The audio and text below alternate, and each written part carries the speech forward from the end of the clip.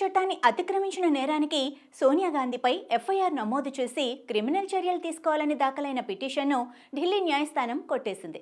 గతంలో సోనియా గాంధీ భారత పౌరసత్వం పొందడానికి ముందే తన పేరు ఓటర్ జాబితాలో రిజిస్టర్ చేసుకున్నారని ఢిల్లీ కోర్టులో ఒక పిటిషన్ దాఖలైంది.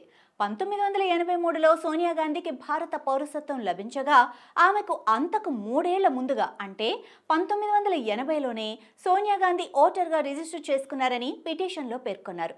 సోనియా గాంధీ ఎన్నికల చట్టాన్ని అతిక్రమించారని, అందుకు సోనియా గాంధీపై క్రిమినల్ చర్యలు చేపట్టాలని ఢిల్లీ కోర్టును సదరు పిటిషనర్ విజ్ఞప్తి చేశాడు.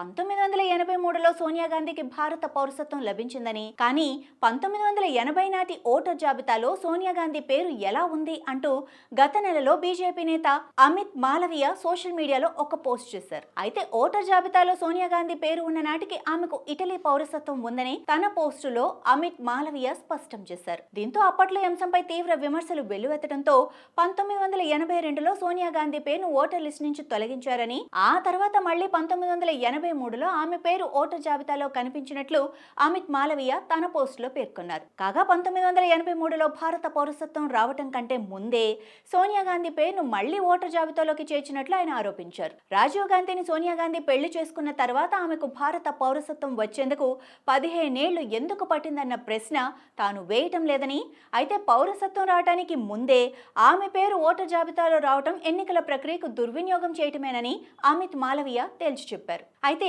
ఈ వ్యవహారంలో దాఖలైన పిటిషన్ను మాత్రం ఢిల్లీ కోర్టు కొట్టివేయటం ఇక్కడ గమనార్హం.